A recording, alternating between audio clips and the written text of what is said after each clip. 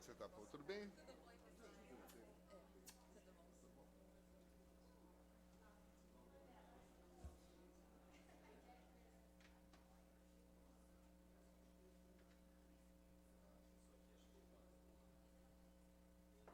Tudo bom.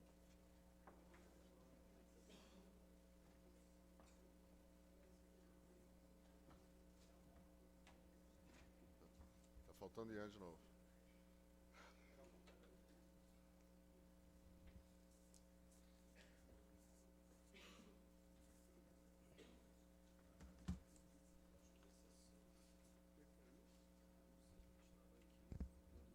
Ah, tá. Isso é só para...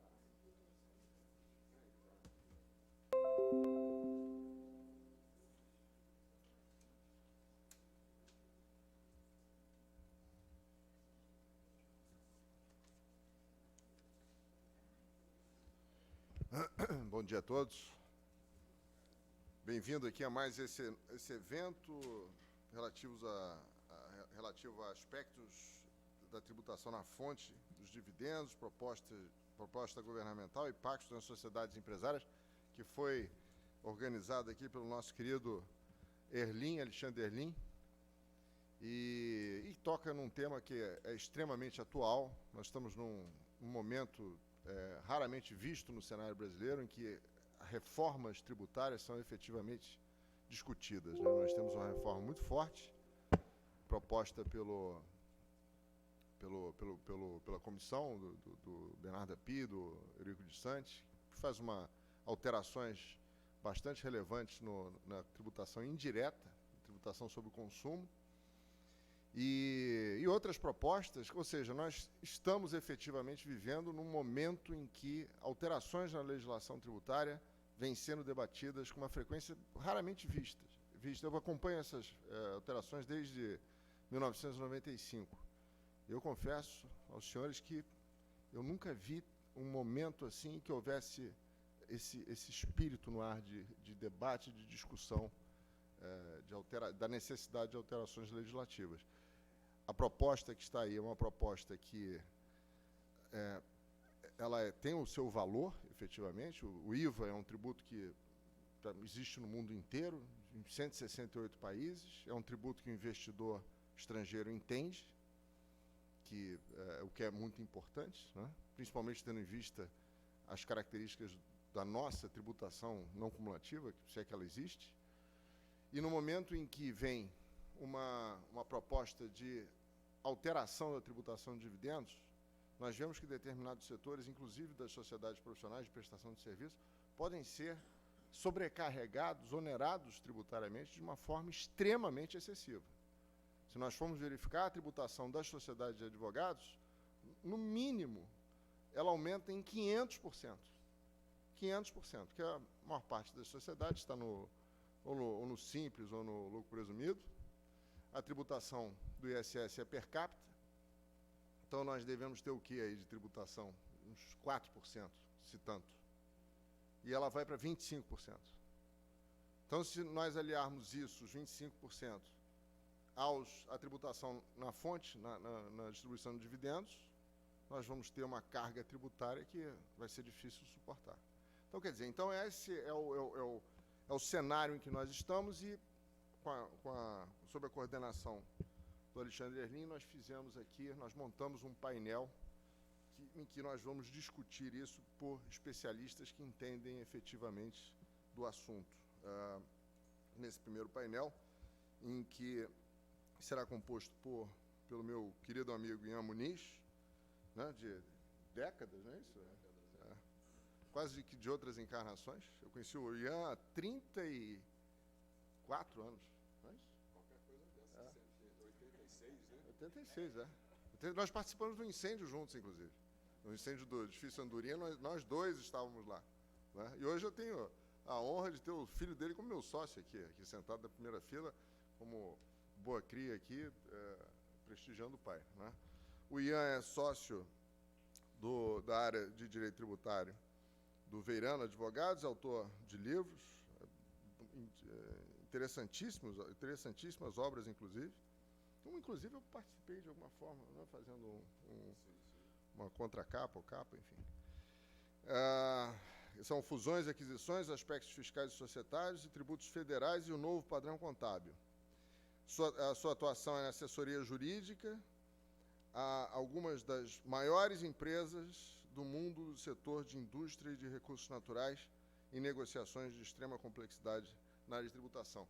Em relação ao Ian, eu tenho na mente um comentário do Gilberto Giulio sobre ele, que eu acho que deveria constar aqui do seu currículo, que ele disse que o Ian era de uma lógica irritante, entendeu?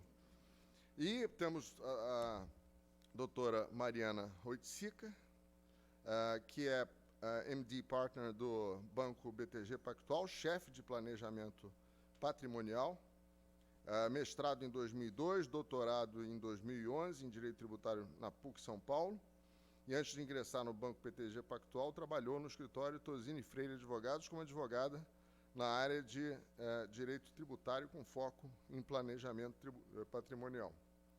E, pelo sobrenome, eu tenho certeza que dirigirá com arte aí a forma de abordar esse tema.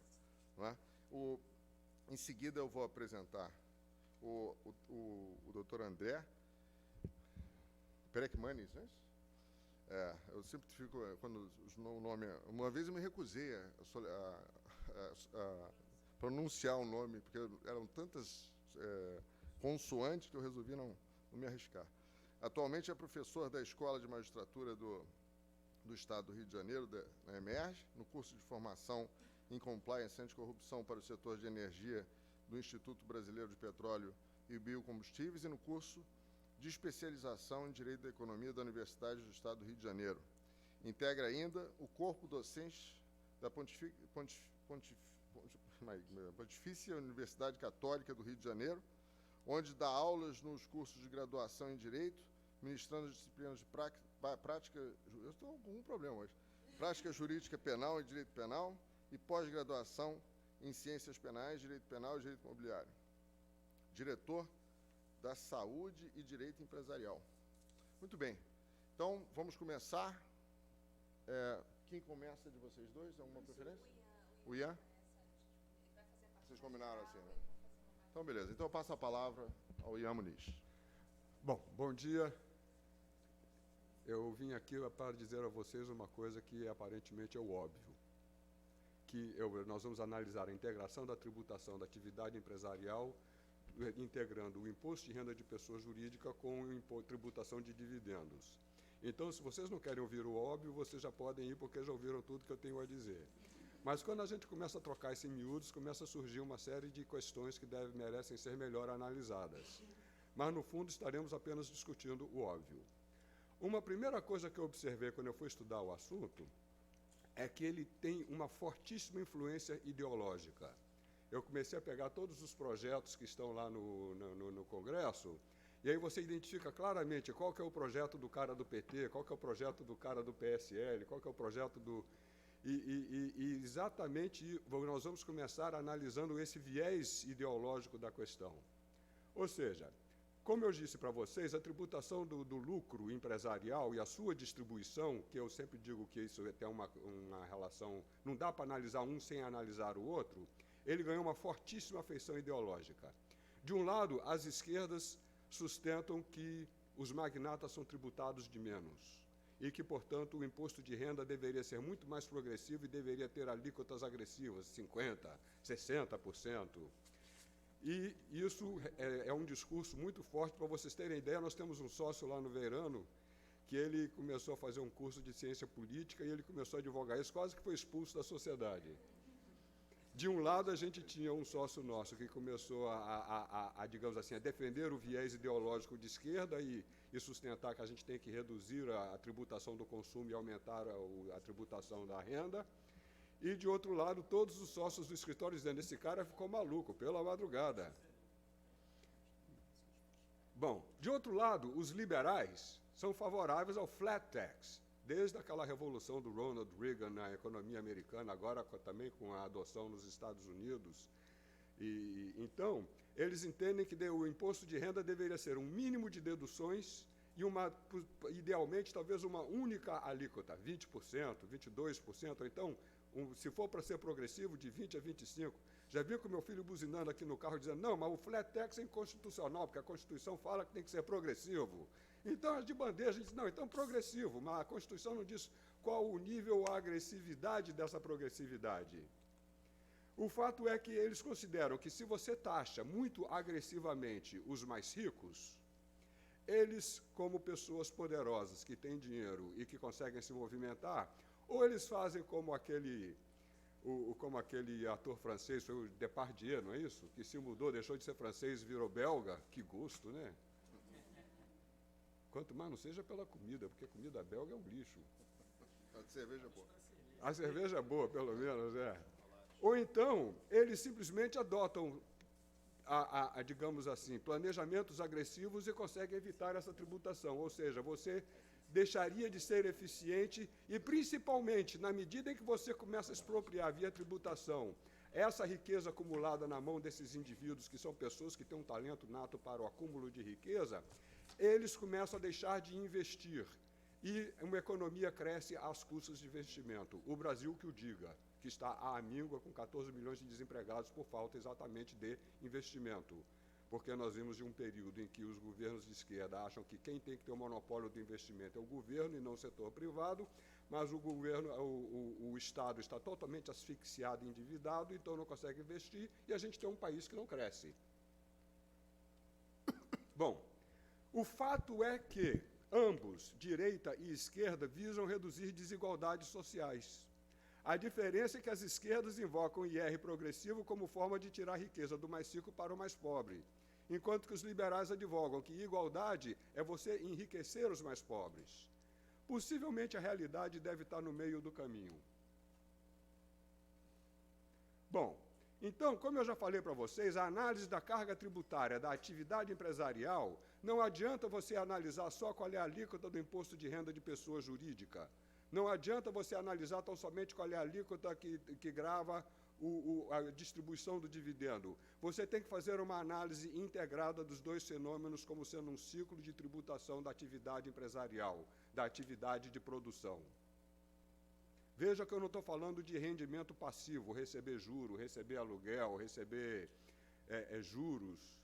Eu estou falando aqui de pessoas que sentam, abrem a fábrica, abrem o escritório. Eu estou falando de gente como nós, que todo dia vai para o escritório e tem que batalhar para poder botar o lucro dentro de casa. Então, vejam. Eles conseguem ver isso aqui? Conseguem lá, né? Tá. Como?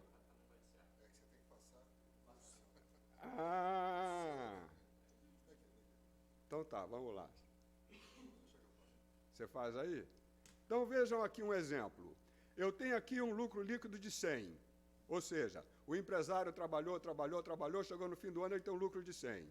Se ele tem um imposto de renda de pessoa jurídica de 25, ele acaba com lucro após o imposto de renda de 75. Se eu tiver uma alíquota de 10% sobre o dividendo, como um imposto de renda na fonte, eu terei 7,5%, eu acabei com um dividendo recebido de 67,5%. Ou seja, o investidor, em todo o ciclo de produção, ele levou uma tributação efetiva de 32,5%. Concordam? Qual a diferença de eu ter esse modelo ou eu ter esse outro modelo aqui, em que eu tenho 100 de receita, meu mesmo lucro líquido, eu trabalhei igualmente durante o ano inteiro, eu tenho um IRPJ de 32,5%, eu fiquei com um lucro líquido após o IRPJ de 67,5% e eu isentei o dividendo.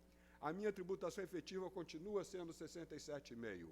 Então, essa é a razão pela qual eu digo, não tem como você analisar a tributação da atividade empresarial, da atividade de produção, sem levar uma análise integrada da tributação do imposto de renda da pessoa jurídica com a tributação do dividendo.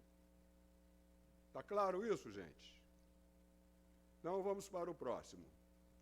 Você tem diversas formas de integrar a tributação IRPJ dividendos. Eu vou mostrar alguns deles, apesar de que já mostrei no slide anterior. Eu posso tributar tudo em nível de IRPJ e desgravar totalmente o dividendo. É esse slide que está aí pendurado na parede.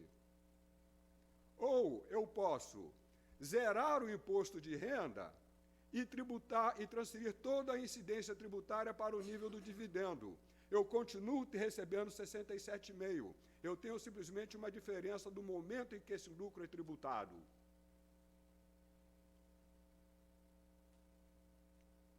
Eu posso ter a incidência do IRPJ e do IRF, que é aquele primeiro slide que eu apresentei sobre dividendos, sem que haja compensação.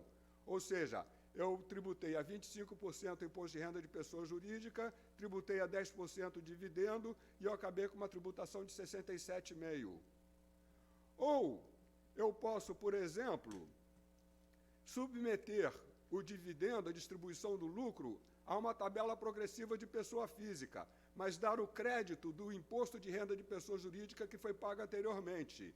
Ou seja, eu comecei com lucro de 100, paguei 25 da pessoa jurídica, estou com 75 após o IRPJ, apliquei a tabela progressiva, deu 26,3, com uma tabela progressiva, digamos, de 35%, eu tenho imposto de 26,3%, dou o crédito fiscal de 25% e fiquei com dividendo líquido de 73,7%. Então, nós temos várias modalidades e formas de integrar a tributação da pessoa jurídica com a distribuição desse lucro.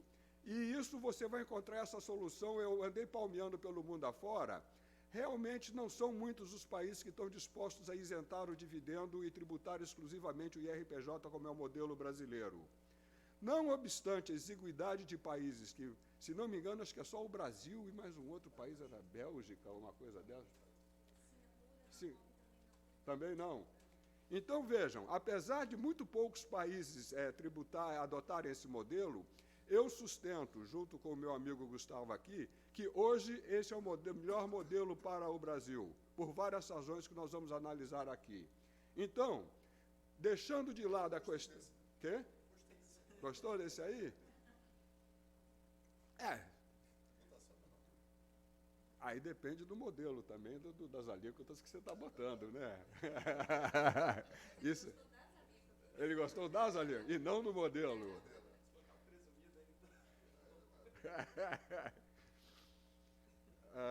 E essa discussão também do rico e do pobre, gente, vamos ser claros, eu vou analisar aqui também, ele vem muito desse processo que se chama de pejotização, em que claramente profissionais liberais conseguem operar no mercado com um nível de tributação relativamente baixo em relação à tributação do trabalho. Os economistas definem pejotização como sendo você travestir rendimento de trabalho em rendimento de capital. É a forma como eles definem isso. Bom, então vamos adiante. Vamos agora fazer um histórico da tributação dos dividendos, porque não foi sempre assim. A não incidência... E agora, aliás, voltando atrás só mais uma. Então fica claro, gente, que esse discurso das esquerdas de que magnata não paga imposto de renda no Brasil, ele é um discurso tecnicamente, juridicamente errado, contabilmente errado, até eu diria mais. Porque ele pode até estar declarando toda a renda dele sob a forma de dividendo que é isenta. Naquela DIPF, ele não está pagando imposto porque o rendimento dele é todo dividendo. Mas esse imposto foi deslocado para o nível da pessoa jurídica. E, portanto, esse imposto foi pago. Então, eu nunca vi uma... Às vezes eu vejo as pessoas discutindo isso e eu chego à conclusão que o discurso das esquerdas é um misto de burrice com má-fé. Agora, eu não estou falando da pejotização, porque aí é um fenômeno diferente. Realmente, o fenômeno do lucro presumido provê um nível bastante reduzido de tributação para profissionais liberais e outros prestadores de serviço. E isso é uma coisa que a gente há de convir que não é exatamente uma coisa muito justa em termos de alocação tributária. Ainda que a gente tenha que falar isso baixinho, porque senão a classe dos advogados fica brava comigo. Mas vamos lá. Então, fazendo um histórico da tributação de dividendos, essa isenção dos dividendos vem desde 1996. Começou com a Lei 9249. Até 1988, prevalecia o Decreto-Lei 1790, em que você, se fosse uma companhia aberta, tinha um IRF de 23% sobre dividendo. Para as demais pessoas jurídicas, era 25%. Se o sócio fosse não residente, a tributação era de 15%. Isso é uma outra coisa que gera muita discussão também, que é importante a gente discutir. É o fato de que, em muitos casos, você tributa a distribuição do lucro para o residente com uma alíquota diferente daquela aplicável para o não residente. Em alguns casos, se o país é muito xenófobo, ele agrava a tributação do não residente. Se for um país que é importador de capital e que deseja atrair os capitais estrangeiros, ele acaba isentando a tributação da distribuição do lucro como uma forma de incentivar o ingresso de novos capitais. Esse aqui é um caso clássico, ou seja, o não residente pagaria simplesmente 15% se for um investimento 4131. Se fosse um investimento de portfólio, a tributação seria exatamente zero, já nessa época. Depois veio o Decreto-Lei 7.713, que foi quando começou esse movimento de tentar integrar a tributação do IRPJ com a do dividendo.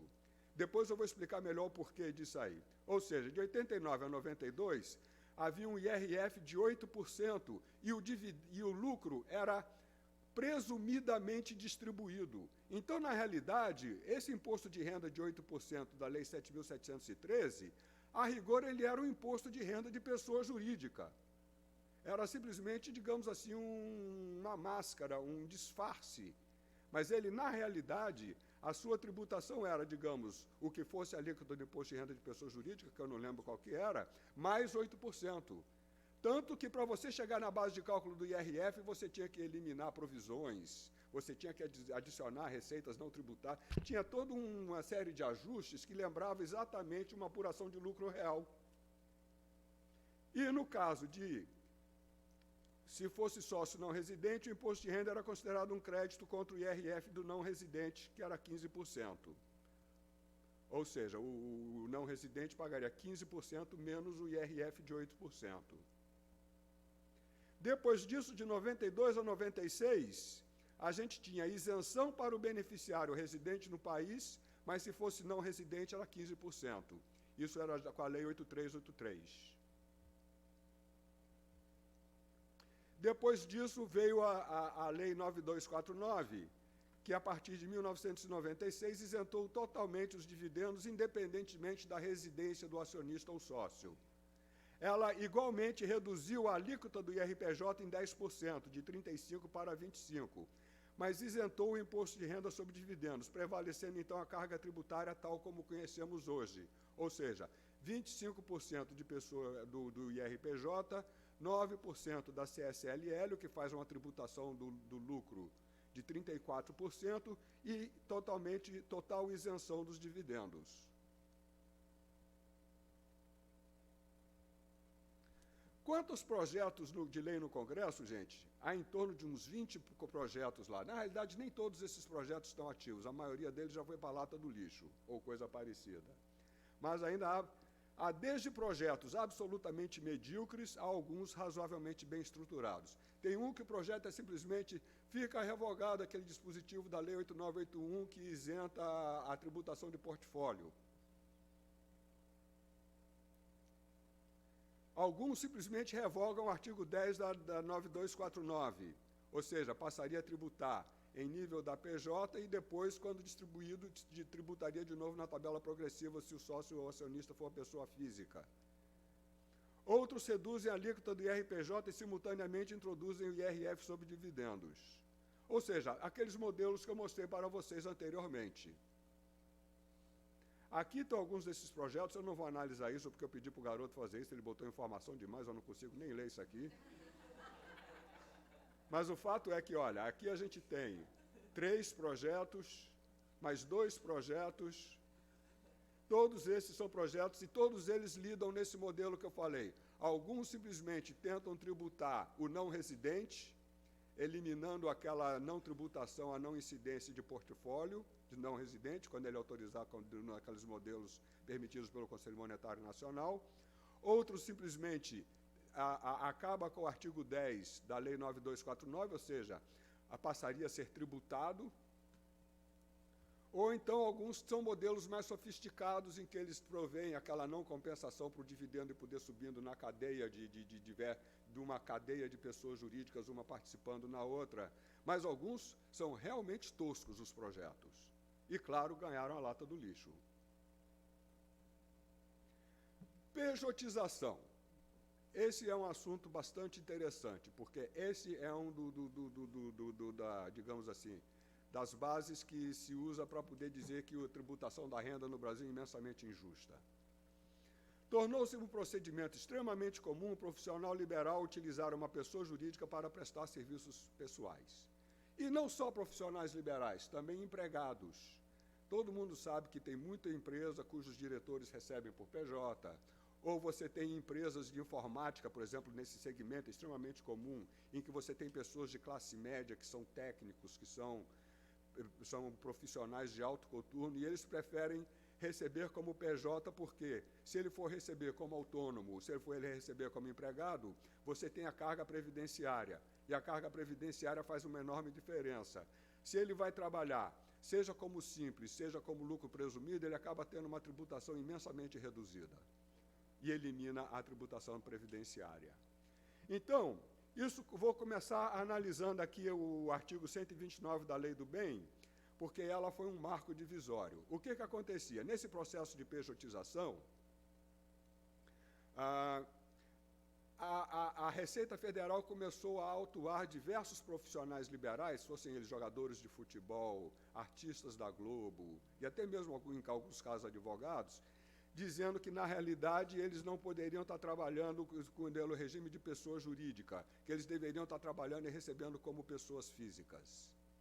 Então, isso aqui ficou conhecido, então, na época, como sendo a Lei Ratinho, porque o Ratinho levou um desses autos de infração. O Brasil inteiro conhece esse auto de infração do Ratinho, mas houve muitos outros. Então, essa lei aqui, não sei quanto custou, não me perguntem, mas essa lei veio exatamente para fixar esse assunto. E o que ela diz? Que para fins fiscais e previdenciários, a prestação de serviços intelectuais, inclusive de natureza científica, artística ou cultural, em caráter personalíssimo ou não, se sujeita tão somente à legislação aplicável às pessoas jurídicas. No começo eu achei que isso resolveria o problema de pejotização por completo, ou seja, até mesmo aqueles casos em que o cara é empregado CLT, ele teria a opção de escolher ser pessoa jurídica. Mas depois disso um colega meu trabalhista me convenceu de que não, que eu estava errado, e eu acho que eu estou errado. Eu acho que esse dispositivo se aplica exclusivamente a profissionais liberais, o que se chama na língua inglesa de self-employed, o autônomo, mas não ao empregado. Se ficar caracterizado o vínculo trabalhista com todas as características do contrato de trabalho, esse dispositivo 129 não se aplica. Ok. Possivelmente, a tributação reduzida de pessoa jurídica, esse processo de pejotização, é que está alimentando, em boa parte, essa pressão pela tributação dos dividendos. Tem também o pessoal que adere ao simples, acreditem se quiser, isso foi coisa que veio da titia Dilma.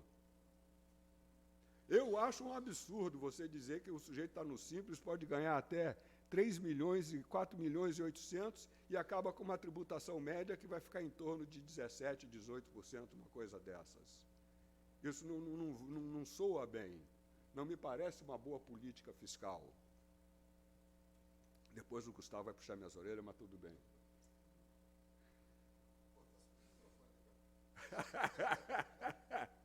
Bom, na adesão ao lucro presumido, a gente tem, quando se trata de serviços intelectuais, que é o que a gente está lidando aqui agora, a margem presumida é 32%.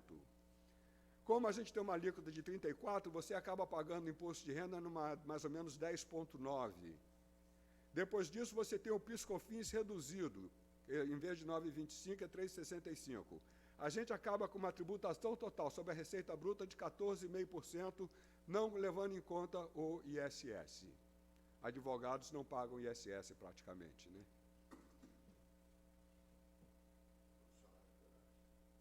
Profissionais, mas primordialmente advogados.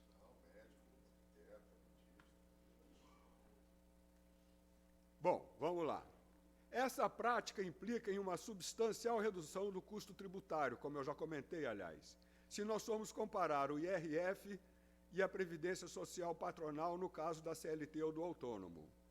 Então, eu faço essa tabela aqui comparativa entre o lucro real e o lucro presumido. E vejam que eu começo com uma receita bruta de 100, ou seja, a gente trabalhou o ano inteiro, gerou uma receita de 100.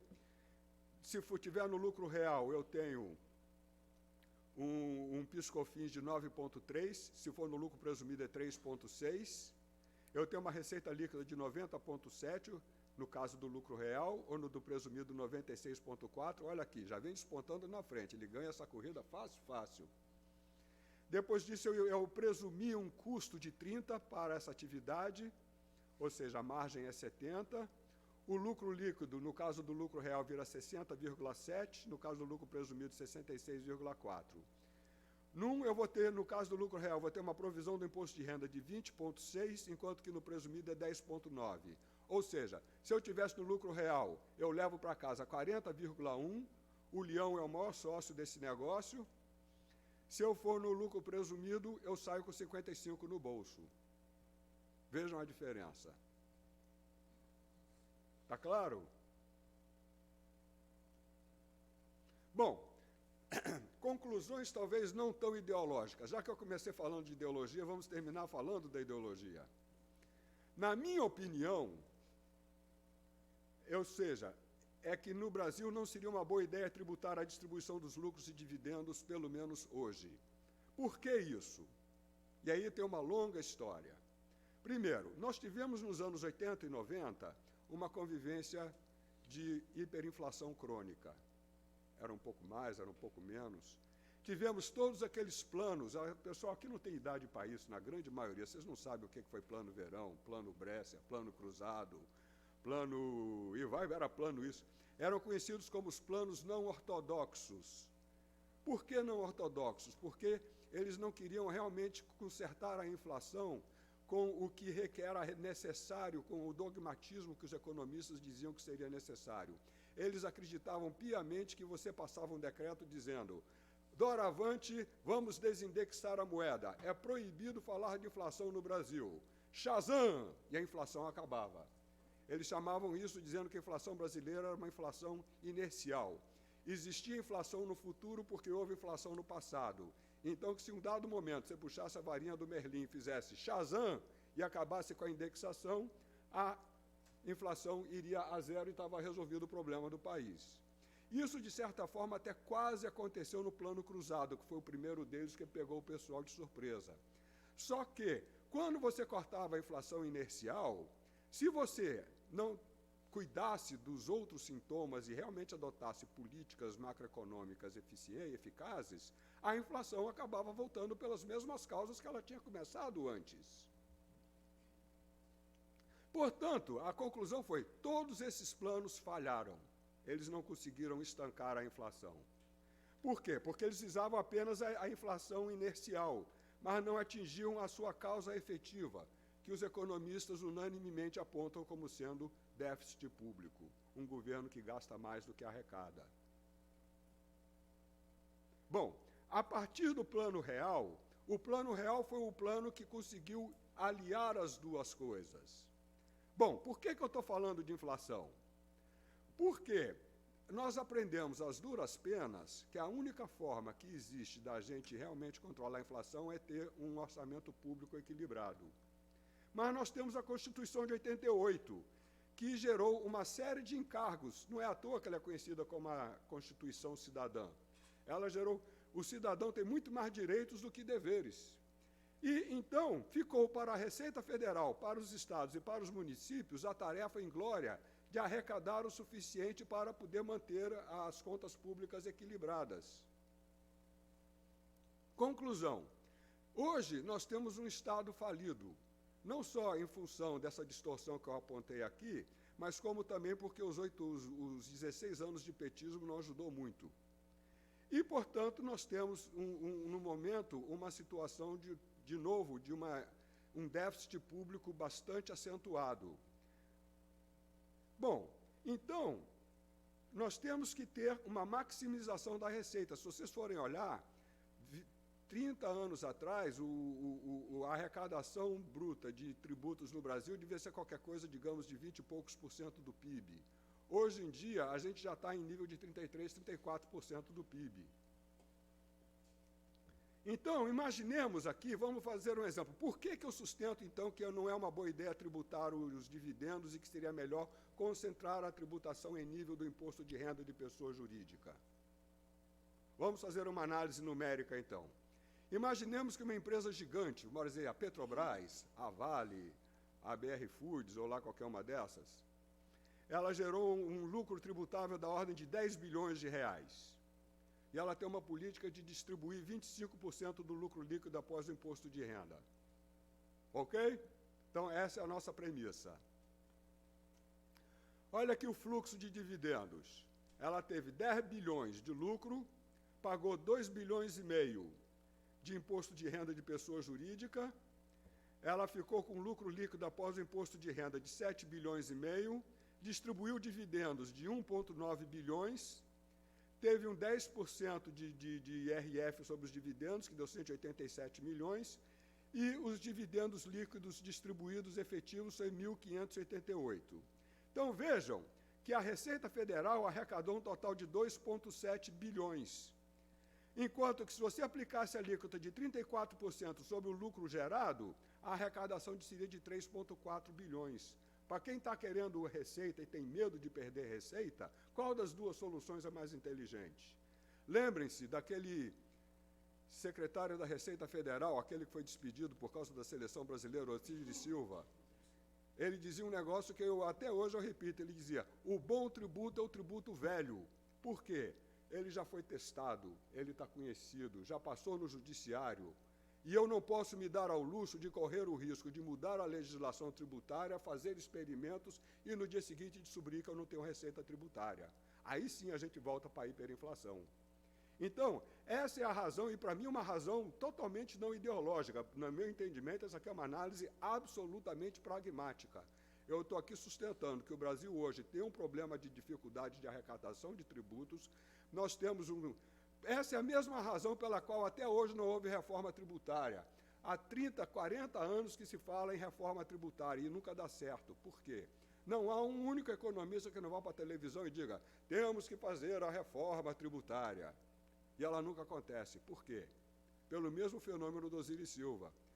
Porque o que acontece? Se você começa a fazer a reforma tributária, qual é a primeira coisa que acontece?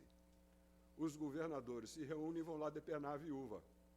Aí a viúva olha e diz, opa, pera ainda. E aí ela dá para trás na reforma tributária. Então, a minha teoria é que, enquanto o Brasil não resolver o lado da despesa, não vai conseguir fazer uma reforma tributária no lado da receita. Porque você tem 20 e tantos estados, todos eles falidos, todos eles sedentos de receita. Aí, agora vamos redistribuir as receitas e as competências no país. Tais a ver que todos os governadores se reúnem e vão lá depenar a viúva. É o óbvio.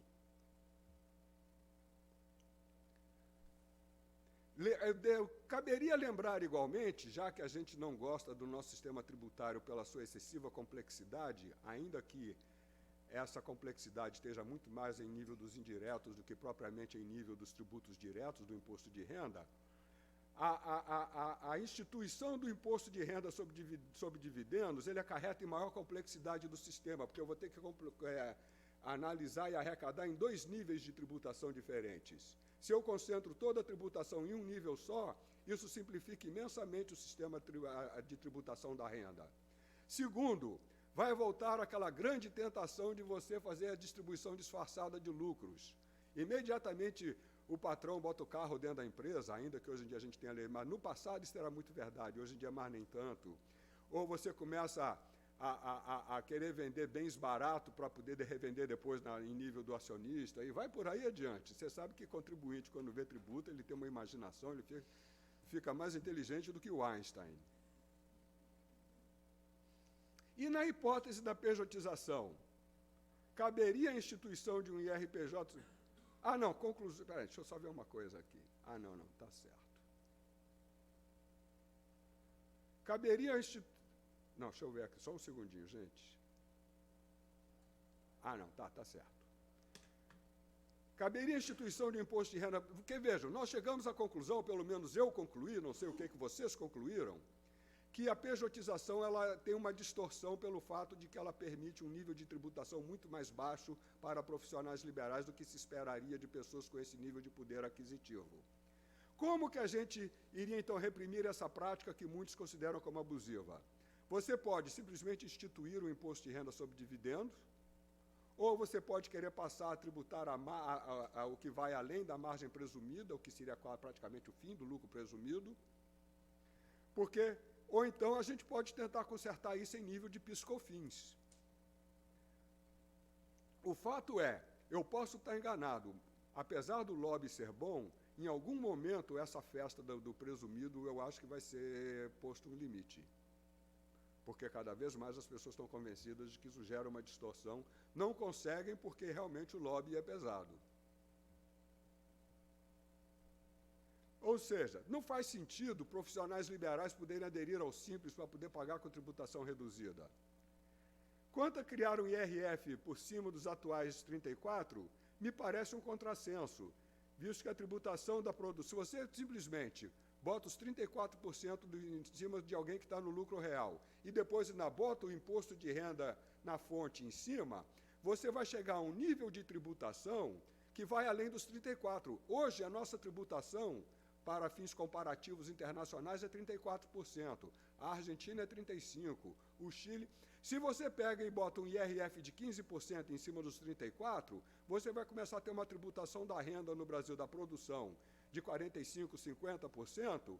Quando o John Smith, aquele americano que quer investir numa nova fábrica, ele vier aqui olhar Mercosul, ele vai investir no Brasil ou na Argentina? No Brasil ou no Paraguai? O Paraguai já se beneficia imensamente da alta tributação brasileira. A quantidade de empresários brasileiros que estão migrando para o Paraguai é gigantesca. É muito mais do que se pensa. É claro que, principalmente, essas atividades de mão de obra intensiva, porque lá no Paraguai a mão de obra é tributada num nível muito mais baixo, que é um outro parâmetro de comparação. Bom, então, agora eu vou fazer uma enquete aqui com vocês, só para terminar a nossa conversa. Quem achar que sim, levanta a mão. Quem achar que não, fica com a mão baixa. Combinado? O artigo 10 da Lei 9249 deveria ser revogado? Sim ou não? Caraca! Caso positivo, o IRPJ deveria ser reduzido? Sim ou não? Eles ainda não entenderam a pergunta.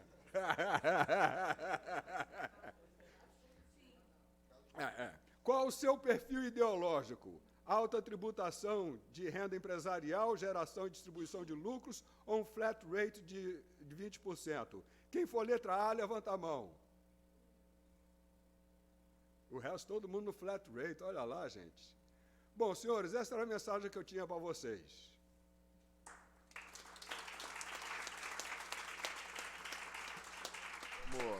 Como eu disse antes, a lógica é irritante, né? Mas eu só queria fazer um comentário rápido. Segundo Everardo Maciel, que foi o criador da isenção e é o maior defensor da sua não revogação, ele mostra com números que, com o lucro presumido, a receita aumentou extremamente. Ou seja, no meu modo de ver, o lucro presumido traz o nível de tributação, principalmente das sociedades prestadoras de serviço, a um patamar razoável, principalmente em razão do que nós recebemos em troca, né? Então, acho que medir, tentar destruir isso, não sei se seria uma boa ideia, inclusive pela complexidade que é o lucro real e outras coisas mais. Mas depois só um rápido comentário, então, Gustavo. Eu lembro bem da época que o Everardo instituiu a tributação, o presumidão, como ele chamava. Ele aumentou drasticamente o limite de empresas que podiam aderir ao lucro presumido. E o argumento dele era, o pequeno e médio empresário, ele acaba tendo que reportar no lucro real, que é uma legislação extremamente complexa, e aí o empresário cai nas garras do fiscal corrupto. Então, ele dizia, além disso, se eu der a segurança ao empresário de que ele vai pagar e que ele está seguro do que ele está pagando, ele prefere pagar o imposto para se evitar a investida do fiscal corrupto do que ele simplesmente sonegar e continuar. Mas se ele tiver no lucro real, a legislação é tão complexa que ele nunca vai conseguir acertar, porque ele exige um exército de advogados e contadores para poder dar jeito. Mas você vê que pelos seus cálculos ali, no lucro real, o contribuinte teria pago mais imposto que o lucro presumido. Sim, porque então, o pequeno... Tem a carga tributária, tem esse lado, e tem o lado da carga tributária que é menor. Que menor não, que é a carga tributária adequada, que é o que o contribuinte aguenta pagar. Mais que isso não dá. Se passar esse projeto de reforma, porque a reforma tributária não pode ser focada só nos indiretos, ela tem que ser uma reforma geral.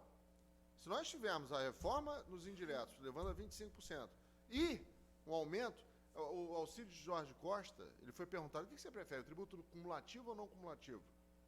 Ele respondeu, depende da alíquota. Claro. Se botar uma alíquotazinha pequenininha, eu vou querer o cumulativo. Quem é que vai querer PIS/COFINS de 9,25? Quem é que vai querer? Eu falei, 3,65, porque não tem não cumulatividade mesmo, é tudo uma face. Entendeu? Então você bota... Agora, eu faço aqui o comentário em relação ao imposto de renda do lado inverso. Quem que vai confiar que essa dupla incidência no mesmo ciclo de valor de formação do lucro, que eles vão ter bom senso para fixar a tributação na PJ e na distribuição? Eu passo a palavra, então, a Mariana Oiticica para fazer os seus comentários a respeito.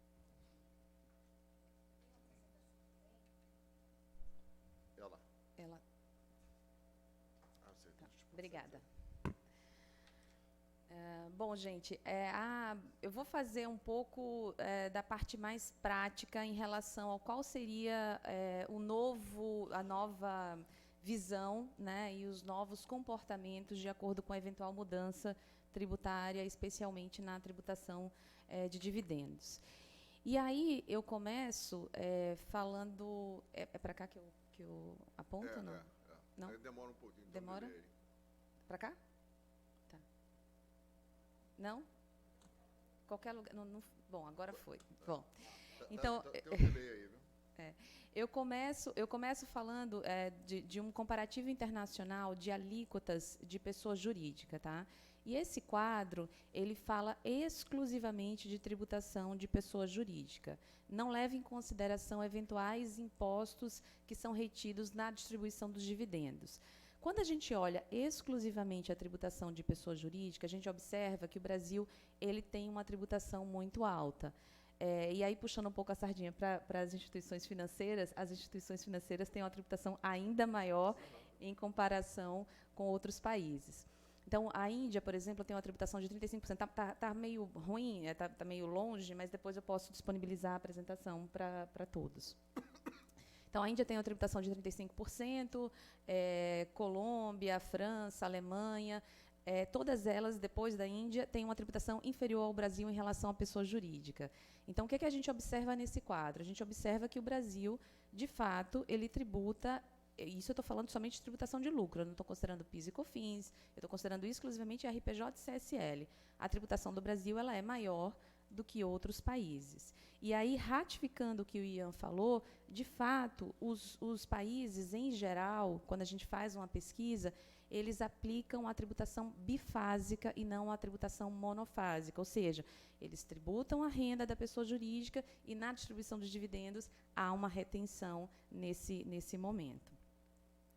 E aí, olhando a tributação da pessoa jurídica com a alíquota combinada de imposto de renda retido na distribuição de dividendos, o que é que a gente observa? Que a tributação global de 34% também, eu não estou analisando os demais tributos, exclusivamente RPJ, CSL e a não incidência na distribuição de dividendos. O Brasil está mais ou menos em média com países semelhantes. Então, a tributação do Brasil de RPJ e CSL, dado que não há uma tributação de dividendos, a carga tributária está mais ou menos em linha com países em desenvolvimento. E aí faz sentido manter essa alíquota global. E por que eu estou falando e estou fazendo essa provocação? Porque tem projetos, como o Ian falou, que estabelecem, tanto no Senado como na Câmara, que estabelecem que haveria uma tributação de dividendos, mas não haveria a contrapartida da redução de RPJ e CSL. E aí seria uma loucura, o Brasil iria para um dos primeiros países, um dos países que mais tributariam a renda, e realmente o ambiente para negócios ficaria muito pior do que já é. Então, o que é que a gente verifica? Tem mais de 20 projetos, mas os projetos muitos estão parados. Tem 4 projetos aí que a gente escolheu para debater com mais profundidade, né? 2 deles, o do deputado Luiz Miranda e do senador Eduardo Braga, eles compensam essa tributação, ou seja, há uma tributação de dividendos, mas há uma pequena redução de imposto de renda e CSL na pessoa jurídica. CSL eles não mexem, desculpa, só imposto de renda na pessoa jurídica. E 2 outros PLs, do senador Otto Alencar e Flávio Arns, há uma tributação de dividendos sem a contrapartida, né? Então, que garantiria uma tributação excessiva, o que a gente acha que não vai para frente. Primeiro, porque o governo já estabeleceu que não haveria aumento de carga tributária, né? Uma coisa que está se falando bastante, que não haveria aumento de carga tributária. E segundo, porque a Câmara também não acho que há um ambiente para se aumentar ainda mais a carga tributária. Então, nos nossos próximos slides, a gente vai considerar sempre esses 2 primeiros projetos, ou seja, haverá, sim, digamos, uma tributação de dividendos, mas haverá também uma contrapartida de redução. E quais são essas contrapartidas que os 2 projetos principais, o deputado Luiz Miranda e o senador Eduardo Braga, estabelecem? No caso de RPJ, ao invés de 25%, e aí também estou arredondando, não estou considerando os limites, ao invés dos 25% atualmente pagos, a tributação iria para 18%, e no caso da distribuição de lucros, haveria tributação de 20% nessa distribuição. Do senador Eduardo Braga, ao invés de 25%, iria para 20%, né, 12,5% mais 7,5%, e a distribuição de dividendos estaria em 15% no momento da distribuição. E do senador Otto Alencar e Flávio Arns, não teria nenhum tipo de contrapartida, como eu falei, que eu acho que não vai seguir adiante. E aí, quando a gente olha, fazendo conta de padeiro, tá, gente? Mas fazendo conta de padeiro, o que a gente olha hoje? Hoje, né, se você olha a segunda coluna, então a gente tem os cenários, o cenário atual. Hoje, nós pagamos, as empresas pagam 34% de RPJ e CSL.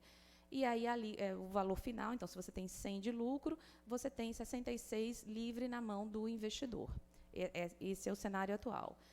De acordo com o projeto do Miranda, a tributação efetiva, ela seria algo em torno de 41,6%, né? Porque você teria um valor final, um líquido final de 58,40%. Então, haveria, sim, um aumento de carga tributária, que é o contrário do discurso que o presidente, enfim, e lideranças têm falado nos discursos padrão, né, de eventual reforma tributária. Que a reforma tributária ela não traria um aumento de tributação, traria, na verdade, uma simplificação tributária e traria uma redução de burocracia. Então, esse primeiro projeto não me parece que faz sentido. O segundo projeto, ele aproxima um pouco mais da carga tributária atual, mas, mais uma vez, há um aumento de carga tributária, porque você tem o IRPJ e CSL, de 29%, né, porque o IRPJ você sairia de 25% para 20%, você diminuiria em 5%, e o imposto de renda sobre dividendos, ele seria de 15%, o que daria uma carga fiscal de mais ou menos 40%. Também haveria um aumento de carga tributária. Para que houvesse uma manutenção da tributação atual, a carga tributária do IRPJ deveria ser de 13%, e não de 25%, nem de 20%, nem de 18%.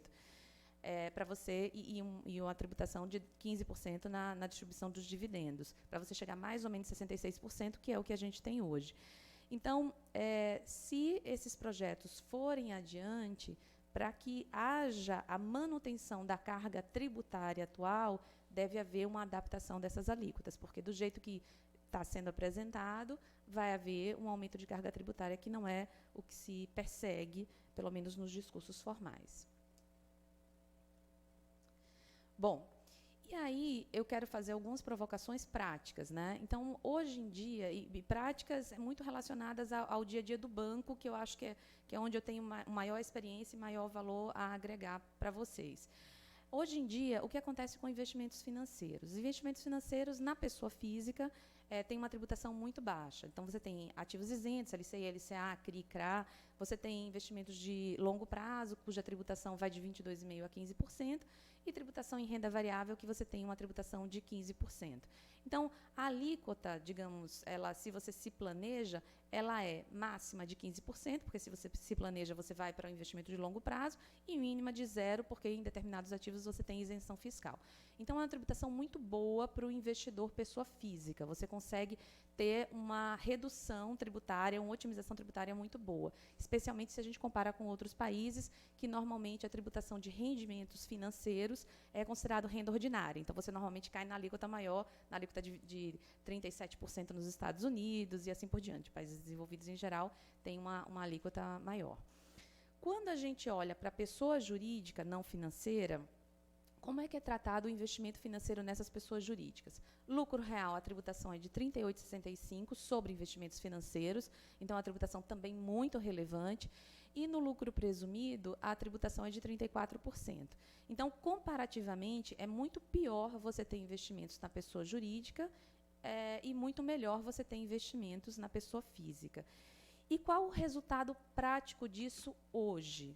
O que é que a gente vê hoje? Hoje, a maioria das empresas são familiares. Então, o que a gente observa é que, uma vez que as empresas oferem lucro, esses lucros são distribuídos para as pessoas físicas. Por quê? Se eu mantenho o investimento financeiro na minha pessoa jurídica, eu tenho uma tributação do dobro ou mais do que eu teria na pessoa física. Então, o movimento hoje é: recebo o lucro na pessoa jurídica, passo para a pessoa física. Fazendo um exemplo prático, a gente tem empresas imobiliárias. Empresas imobiliárias, a empresa compra e vende imóveis, ou a empresa recebe aluguéis. O que é que a gente vê no nosso dia a dia? A cada trimestre, a cada semestre, há uma antecipação de distribuição de dividendos. Por quê? Porque você foge da tributação dos 34%, foge da tributação dos 38% e vai para uma tributação mais livre de 15%, 22,5%. Essas empresas imobiliárias, por exemplo, elas precisam de capital. Então, o que é que vai acontecer? Daqui a 6 meses, 1 ano, tem uma oportunidade, tem um imóvel bom para comprar, há um aumento de capital. Então, o que acontece é que o fluxo financeiro recebi lucro, a empresa oferiu lucro, distribui dividendos e a empresa precisa de recursos, voltam os dividendos para a pessoa jurídica para fazer o investimento em novos negócios. Essa é a dinâmica das empresas familiares hoje. Como é que funcionaria essa dinâmica com uma alteração tributária, né, de acordo com esses 2 projetos de lei, que é o que a gente tem? A gente nem sabe se esses 2 projetos vão ser os vencedores, porque o Marco Sintra, ele tem falado que o governo vai apresentar o seu próprio projeto de reforma tributária. E ele fala de uma redução da tributação de pessoa jurídica, ele fala numa tributação flat de 20%, que é o que o Ian falou lá no final, por isso que eu acho que ele fez essa provocação, e fala de uma retenção de 15% de imposto de renda retido na fonte. Mas, como a gente não tem essa proposta hoje, vamos trabalhar com o que a gente tem, que são esses 2 projetos de lei. Então, como é que seria a tributação efetiva de acordo com esses 2 novos projetos? A gente teria no lucro real, a depender do projeto, ou 31,65 ou 33,65 na tributação da pessoa jurídica e na distribuição de lucros e dividendos 20% ou 15%. Esse seria o cenário. No lucro presumido, a tributação ela seria mais ou menos de 27% ou 29% e também a tributação da distribuição de dividendos, de lucros ou dividendos, de 20% ou 15%. E aí, qual seria o impacto no comportamento dos sócios? A gente imagina que, dada essa dinâmica e dada essa previsão de mudança tributária, deveria ser mais interessante para o investimento de curto e médio prazo manter recursos na pessoa jurídica. Ou seja, a gente volta lá atrás, na década de 90, em que era interessante manter recursos na pessoa jurídica, pelo menos os recursos de curto ou médio prazo, porque a tributação ela é maior ainda do que na pessoa física. Então, como a gente viu no quadro anterior, a tributação ela é de 27%, 29%, 31%, então é maior definitivamente do que os 15% que a pessoa física paga hoje, mas se você tira da empresa, você tem um adicional de 15% ou um adicional de 20%. Ao invés de ter 100 moedas para investir, você tem 85 moedas ou 80 moedas. E se o seu investimento é de curto ou médio prazo, não vale a pena ter esse pênalti, se daqui a 2, 3 anos você vai provavelmente voltar esses recursos para a pessoa jurídica. Então, isso pode ser uma mudança de padrão de comportamento.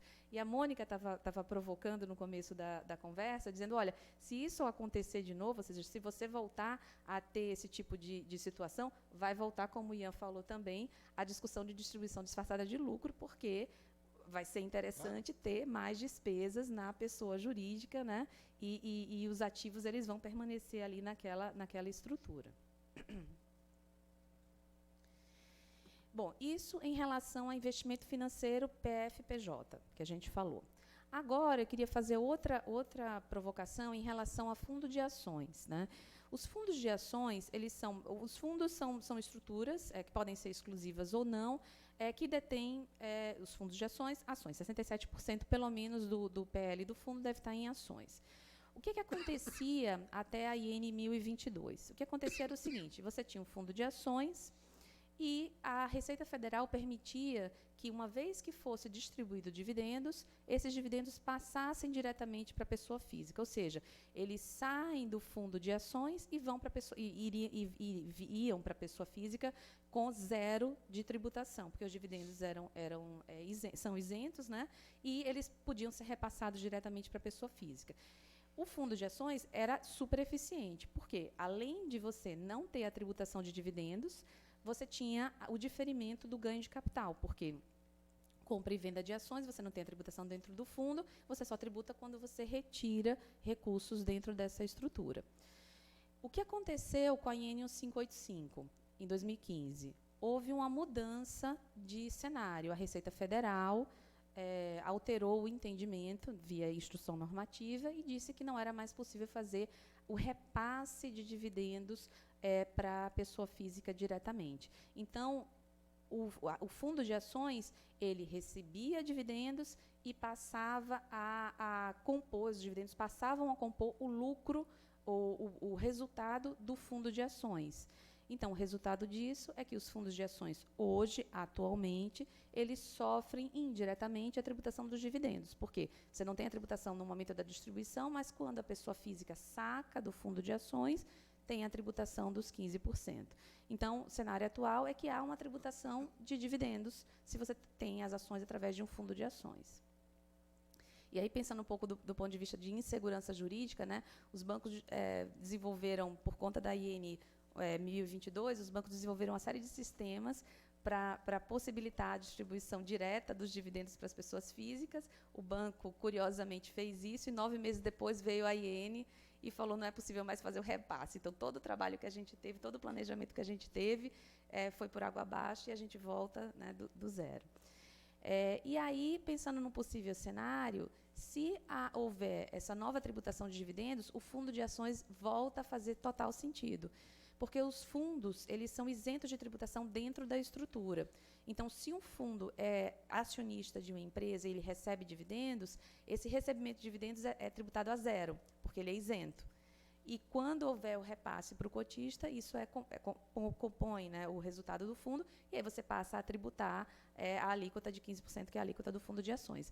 Então, o fundo de ações, pensando em comportamento tributário pós uma potencial aprovação da legislação, o fundo de ações ele volta a ser bastante interessante, especialmente para empresas que têm esse carrego, né, de dividendos, de distribuição de dividendos.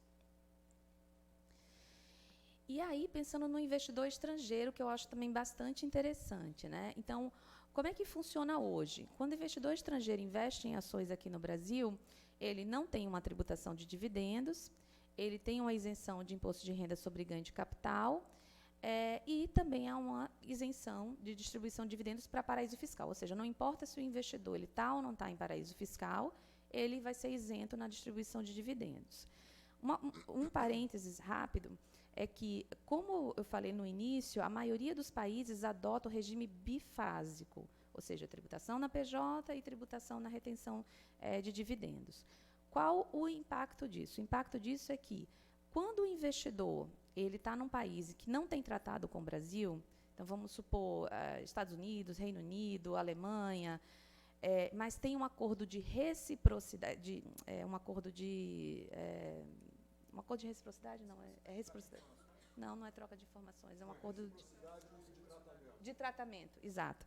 Quando tem esse acordo de reciprocidade de tratamento, você não tem o tratado, mas você tem esse acordo de reciprocidade. O que é que isso significa? Significa que o imposto que você antecipou num país, ele é usado no outro país como um crédito. Não tem o tratado, mas tem essa possibilidade, que são esses países, Estados Unidos, Reino Unido e Alemanha, por exemplo. O que acontece hoje? Hoje, um investidor desses investe em ações brasileiras. Quando eles recebem os dividendos são isentos de tributação. Qual é o resultado? O resultado é eles não têm crédito nenhum. Então, eles vão tributar via de regra, tem casos específicos, mas via de regra, vão tributar cheio. Então, se a alíquota é 38% num país, vão tributar em 38% no país. Se o Brasil muda o regime para um regime bifásico e a alíquota efetiva final ela continua 34%, o resultado para o investidor estrangeiro é positivo, porque ele continua com os 34% de imposto, mas ele usa algum crédito, seja os 15% do imposto de renda retido na fonte, sejam os 20%. Então, num possível cenário de mudança para o regime bifásico, pode fazer sentido para o investidor estrangeiro, porque ele vai poder compensar eventuais tributos retidos aqui no Brasil. E outro ponto importante é que esses 2 PLs que eu comentei, eles prevêem uma alíquota de 25% na distribuição de dividendos para paraíso fiscal. Então, o investidor que está em paraíso fiscal, ele vai ter uma tributação adicional, que ele não tem hoje, de 25%, né? Uma tributação nova de 25% sobre os dividendos pagos. Então, ele vai ser penalizado em relação a outros investidores. E também, fazendo um parênteses aqui, a Receita Federal, recentemente, para investidores estrangeiros, estabeleceu que o regime tributário que deve ser adotado é o regime do beneficiário final. E aí a gente tem um problema grande, porque, normalmente, quem investe aqui no Brasil são fundos de investimento. E esses fundos de investimento, em geral, estão em paraísos fiscais, que são Cayman, Bahamas, enfim. Então, isso pode trazer algum tipo de complicação, se passar dessa forma, obviamente. Voltei, pronto. E, por fim, os ADRs, né? Os ADRs são os ativos, American Depositary Receipts, que são, basicamente, títulos, e essa regra vale tanto para ADR como para GDR. Então, qualquer título emitido com base em ações brasileiras, hoje, não tem retenção, né, de tributos nos Estados Unidos, no caso do ADR, e os dividendos também não têm tributação no Brasil. Então, qual o efeito disso? O efeito disso é a Petrobras, o ADR da Petrobras, distribui dividendos, o efeito para o investidor é zero, porque ele tem, 34, na verdade, né, porque ele vai ter o lucro já tributado de 34 e não tem mais nenhuma tributação. Só que, como eu falei anteriormente, os países que não têm tratado com o Brasil, eles usam esse regime bifásico, e aí, como tem a tributação de dividendos, os Estados Unidos, por exemplo, quando o cliente, o americano, que tem uma ADR de uma empresa brasileira, recebe dividendos, apesar de não ter a tributação dos 15% ou 20% no Brasil, ele é obrigado a tributar nos Estados Unidos a 38%. Então, ele aufere o ganho e tributa em 38%. Com a mudança desse regime para o regime bifásico, havendo a tributação de imposto de renda no Brasil, essa pessoa física que tem o ADR, ela vai poder se utilizar desse crédito para compensar uma eventual tributação local do seu país de residência. Então, pode ser interessante para o investidor estrangeiro, muito porque o regime tributário vai se assemelhar ao regime local. E aí você consegue ter um ganho maior. E aí, de conclusão, o que é que eu deixo aqui para a gente refletir? Havendo uma passagem, né, desses projetos de lei dessa forma, provavelmente vai haver uma maior manutenção dos investimentos financeiros na pessoa jurídica, por aqueles motivos que eu falei, ou seja, apesar da tributação da pessoa jurídica ainda ser maior em relação a investimentos financeiros, em comparação com a pessoa física, o pênalti de você tirar o dinheiro da PJ, ele vai ser muito grande, então, provavelmente, vai fazer sentido manter os investimentos, especialmente se a gente está falando de investimento de curto e médio prazo. Os fundos de ações, eles passarão a ser veículos ainda mais eficientes para os investidores, então, provavelmente, vai haver um aumento de constituição de fundos de ações. Provavelmente também vai haver uma melhora para investidores estrangeiros, muito porque o regime se assemelha a investidores estrangeiros, né, com exceção de residentes em paraísos fiscais, porque eles vão ter um pênalti maior em relação à distribuição de dividendos, e uma provável eficiência fiscal para detentores de ADR, por esse motivo também que eu falei. Então, era isso que eu tinha para falar. Obrigada. Maravilha, Mariana. Você vê que você demonstra que, em algumas circunstâncias, a alteração seria, inclusive, boa. Né? Mas foi para provocar o Ian aqui. Bom, eu vou... Eu tenho uma pergunta para a Mariana. Acho melhor deixar a pergunta para o final, pro final. senão pode prejudicar. A gente faz uma pergunta, abre para perguntas no final e permite as disposições. Tá? Eu vou passar a palavra para você agora, para você tocar o assunto, Tá. tocar o segundo assunto aqui, que é o referente ao... Ah, é? Ah, então faz a pergunta. Não, a pergunta é a seguinte, a Mariana tocou num aspecto que tem sido muito discutido no mercado, que é a volta da tributação do repasse dos dividendos aos cotistas de fundos de investimento. Nitidamente, essa isenção que estava na IN, desde a IN 21, né, depois foi para 1212 e foi revogada pela IN 1585, ela obviamente tem uma base legal. E a base legal dessa isenção, eu entendo que é o artigo 10 da 9249, que se pretende revogar agora nesses projetos aí que já foram apresentados. Será que a IN 1585 teria poder para modificar uma isenção prevista em lei? Eu entendo que não, né? Por que nenhum banco entrou com ação judicial discutindo esse aspecto? E mais, na prática...